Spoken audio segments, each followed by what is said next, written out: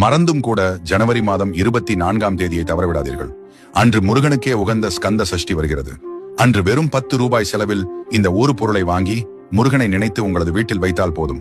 முருகன் உங்களது வீட்டிலே குடியிருப்பார். நீங்கள் ஒரு தீவிர முருக பக்தராக இருந்தால் இந்த பதிவை லைக் செய்யுங்கள்.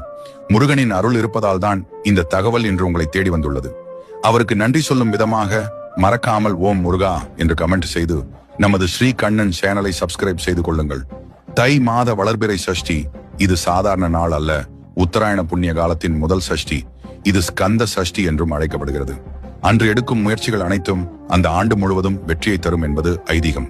இருப்பினும் அன்று வேறும் 10 ரூபாய் செலவு செய்து 2 எலுமிச்சை பழங்களை மட்டும் வாங்கி முருகப்பெருமானின் பாதத்தில் இந்த 2 பழங்களையும் வைத்து மனமுருக வேண்டிக் கொள்ளுங்கள். பின்பு ஒரு பழத்தை எடுத்து சாறு பிழிந்து அருந்துங்கள்.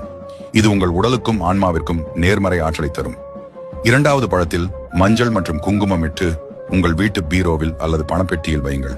அந்த எலுமிச்சை பழம் காய்ந்து போகும் வரை முருகப்பெருமான் உங்கள்